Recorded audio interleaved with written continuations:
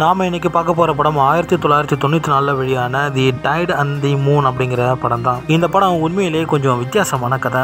ஒரு 7 வயசு பையன், அவனுக்கு ஒரு வித்தியாசமான ஆசை. அந்த ஆசை நிறைவேறிச்சா இல்லையா அப்படிங்கிறத சொல்கிறது தான் இந்த கதை. ஸோ இந்த கதை ரொம்பவே இன்ட்ரெஸ்ட்டாக இருக்க போது வீடியோ ஸ்கிப் பண்ணாமல் முழுசாக பாருங்கள். அப்புறம் இந்த படத்தில் நிறைய அடல்ட் கண்டென்ட் இருக்கிறதால 18 வயசுக்கு கீழே இருக்கவங்க இந்த வீடியோவை பார்க்காதீங்க, ஸ்கிப் பண்ணிவிடுங்க. படம் ஆரம்பிக்கும் போது ஒரு குட்டி பையனை கட்டுறாங்க. இவர் தான் நம்ம படத்தோடைய ஹீரோ.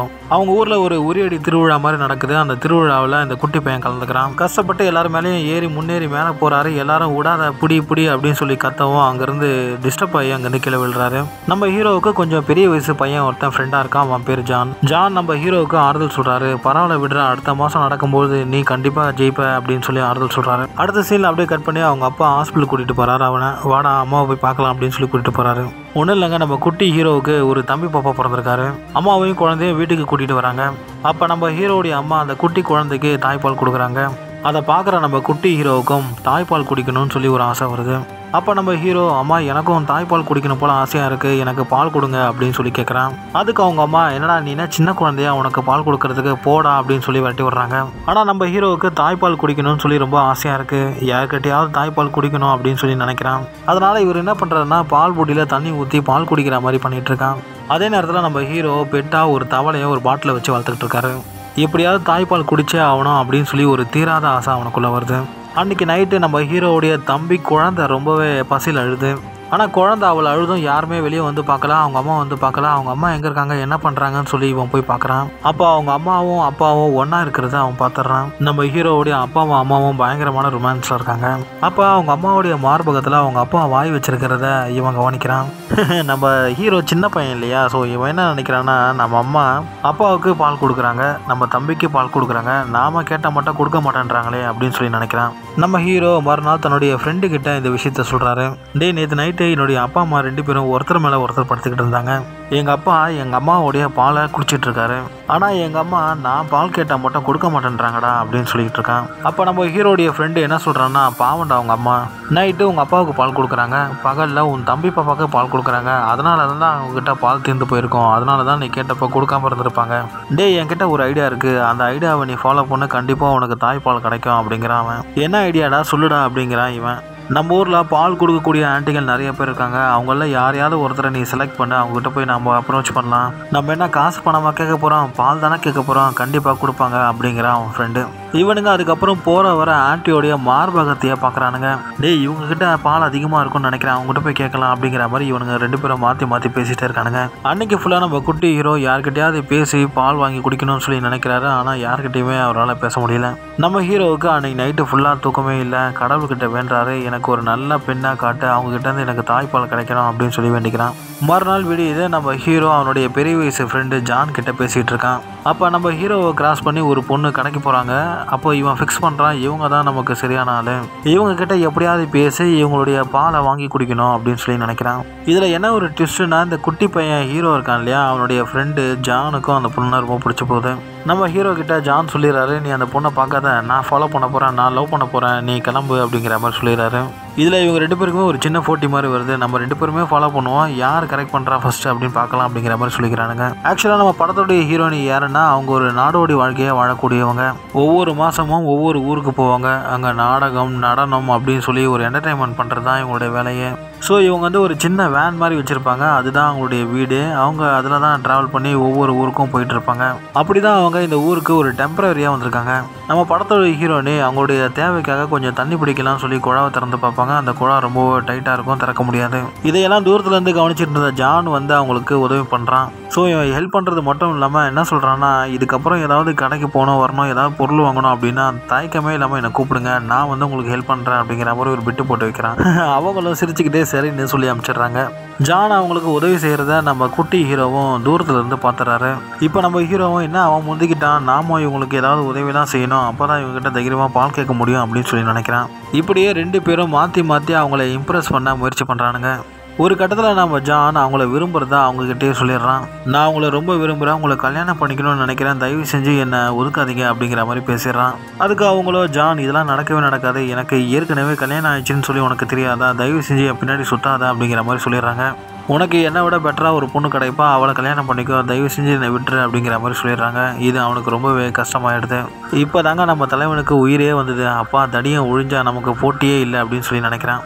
அப்போ கூட இந்த ஜான் அவங்கள விடுற மாதிரி இல்லை, தொடர்ந்து அவங்கள ஃபாலோ பண்ணுறான். அவங்கள ரொம்ப பிடிச்சிருக்கு, என்னை ஏற்றுக்குங்க அப்படின்ற மாதிரி தொடர்ந்து கேட்டுகிட்டே இருக்கான்.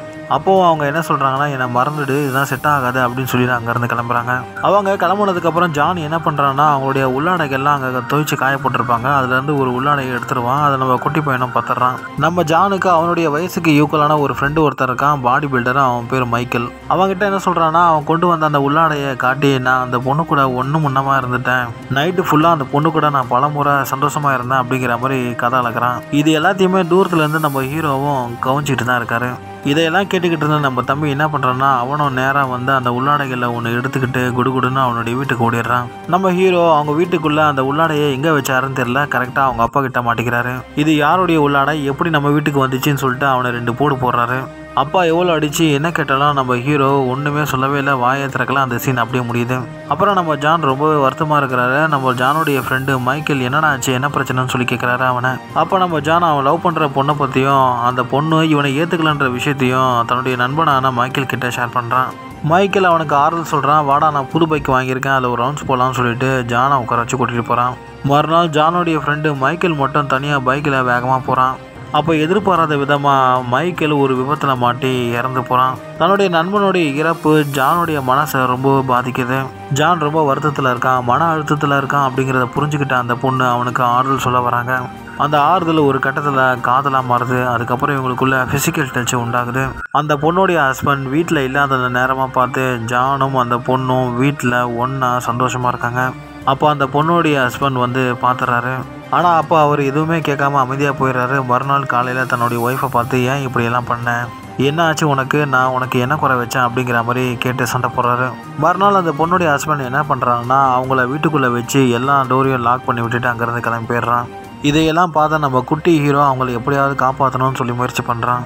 அந்த வண்டி மாதிரி ஒன்றில் தானே அவங்க தங்கியிருப்பாங்க, அந்த வண்டியோட மேல் கூரையில் போயிட்டு உள்ளே குதித்து அவங்கள காப்பாற்றுவான்.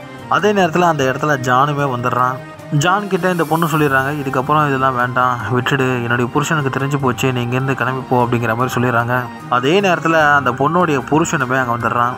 அந்த பொண்ணுடைய ஹஸ்பண்ட் ஜானை பயங்கரமாக அடிச்சிடறாரு. அந்த பொண்ணும் அந்த குட்டி பையனும் சேர்ந்து ஜானை காப்பாற்றுறாங்க. இவன் மறுபடியும் அந்த பொண்ணை திட்டுறான், உனக்கு அவன் தான் முக்கியமா, எதுக்கு நீ அவனை காப்பாற்றுறான் அப்படிங்கிற மாதிரி சண்டை போடுறான். ஆனால் நம்ம ஹீரோயின் என்ன சொல்கிறாங்கன்னா, தான் புருஷன்கிட்ட, இல்லைங்க மன்னிச்சிடுங்க, நான் தான் கொஞ்சம் உணர்ச்சி வசப்பட்டுட்டேன், நான் தான் கொஞ்சம் எல்லை மீறி அவன்கிட்ட ஒன்றா இருந்துட்டேன், இதுக்கப்புறம் இது மாதிரி தப்பெல்லாம் பண்ண மாட்டேன், என்னை மன்னிச்சிடுங்க, நாங்கள் எப்பவும் போல் ஒன்றா இருக்கலாம் அப்படின்னு சொல்லிடுறாங்க. சரின்னு சொல்லி 2 பேருமே அங்கே சமாதானம் ஆயிடுறாங்க. ஆனாலும் ஜான் அவங்கள விடுற மாதிரி தெரியல, மறுபடியும் அவங்கள வந்து அப்ரோச் பண்ணுறான். அந்த பொண்ணு அவனை விட்டு விலகி போக முயற்சி பண்ணுறாங்க. இப்போ நம்ம ஹீரோ ஒரு முடிவு பண்ணுறாரு, எப்படியாவது அவங்க கிட்ட போய் கேட்டு தாய்ப்பால் குடிச்சாகணும்னு சொல்லிட்டு கிளம்பி போகிறான்.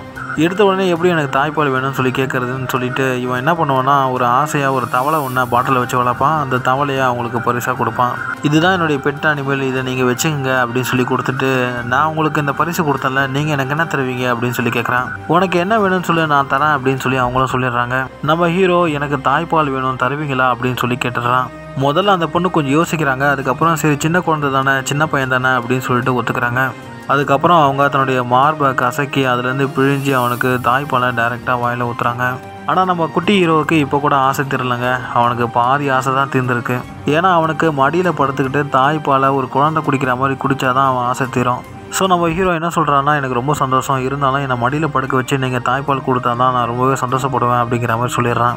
இவங்களும் சரின்னு ஒத்துக்கிறாங்க. ஆனால் நீ ஏதாவது ஒரு சாதனை பண்ணு, அதை நான் பார்க்கணும், அதுக்கப்புறம் நீ நினச்ச மாதிரி உன்னை படுக்க வச்சு நான் தாய்ப்பால் கொடுக்குறேன் அப்படின்னு சொல்லிடுறாங்க. அதுக்கப்புறம் நம்ம குட்டி ஹீரோ அங்கேருந்து கிளம்பி போயிடுறாரு. நம்ம ஜான் மறுபடியும் அவங்கள வந்து அப்ரோச் பண்ணுறான். இதுதான் கடைசி தடவை, இந்த ஒரு வாட்டி நம்ம ஒன்றா இருந்துடலாம், இதுக்கப்புறம் நான் உன்னை கேட்கவே மாட்டேன் அப்படின்னு சொல்லி கேட்குறான். மறுபடியும் அந்த பொண்ணும் ஜானும் பெட்டில் ஒன்றா இருக்கிறாங்க. ஒரு ரொமான்ஸு, பயங்கரமான ரொமான்ஸ் நடக்குது. அப்படியே மறுநாள் காலைல விடியுது. நம்ம படத்தோட ஹீரோ ஸ்டார்டிங் சீனில் ஒரு உருடி திருவிழாவை மிஸ் பண்ணியிருப்பார் இல்லையா அவர். ஸோ இன்றைக்கி மறுபடியும் அதே உருடி திருவிழா நடக்குது. இந்த உருடி திருவிழாவில் எப்படியாவது ஜெயிச்சுக்கிட்டு அவங்ககிட்ட போய் பால் கேட்டால் அவங்க கொடுப்பாங்க அப்படின்னு சொல்லி நம்ம ஹீரோ நினைக்கிறான். அவங்களுமே தூரத்தில் இருந்து இவன் பண்ணுற எல்லாத்தையுமே பார்த்துட்ருக்காங்க. நம்ம ஹீரோ அந்த பொண்ணை பார்த்துக்கிட்டே கொஞ்சம் கொஞ்சமாக ஒருத்தர் மேலே ஏறி மேலே போயிட்டே இருக்காரு. நம்ம ஹீரோ நினச்ச மாதிரி அந்த உருடி திருவிழாவில் ஜெயிச்சிடுறாரு. சொன்ன மாதிரி அவங்களுமே இவனை ஒரு சின்ன குழந்தை மாதிரி படுக்க வச்சு பால் கொடுக்குறாங்க. நம்ம ஹீரோவுடைய அம்மாவும் அதே இடத்துக்கு வராங்க. நம்ம பையன் ஒரு ஏக்கத்தோடு தான் அந்த தாய்ப்பாலை கேட்டிருக்கான் அப்படிங்கிறத அவங்க அம்மாவும் இப்போ புரிஞ்சுக்கிறாங்க. அந்த பொண்ணுக்கிட்ட இருந்து தான் பையனை வாங்கி நான் பால் கொடுக்குறேன்னு சொல்லிட்டு அவனை ஒரு குழந்தை மாதிரி படுக்க வச்சு பால் கொடுக்குறாங்க அவங்க அம்மா. அப்பாடி இப்போ தாங்க நம்ம ஹீரோவுக்கு அந்த ஆசை ஏக்கம் எல்லாமே போச்சு. அந்த சீன் அப்படியே அங்கே கட் ஆகுது. அதுக்கப்புறமேட்டு இன்னொரு ஊரில் அந்த பொண்ணும் அவங்களுடைய ஹஸ்பண்டும் டான்ஸ் ஆடுற மாதிரி காட்டுறாங்க. இதில் என்ன ஒரு ட்விஸ்ட்டுன்னா அவங்க நாடக குழுவில் நம்ம ஜானுமே இருக்கான். இதிலேருந்து நமக்கு என்ன புரியுதுன்னா ஜானும் அவங்க ஃபேமிலியில் ஒருத்தனா ஆகிட்டான் அப்படிங்கிறது நமக்கு புரியுது. இந்த மூவியை பற்றின உங்களுடைய கருத்துக்கள் என்ன அப்படிங்கிறத மறக்காமல் கமெண்ட் செக்ஷனில் கமெண்ட் பண்ணுங்கள். அண்ட் இது வரைக்கும் நம்ம சேனலை நீங்கள் சப்ஸ்கிரைப் பண்ணலன்னா சப்ஸ்கிரைப் பண்ணி சப்போர்ட் பண்ணுங்கள். அடுத்து ஒரு வித்தியாசமான கதையில் உங்களை பார்க்குறேன். பாய்.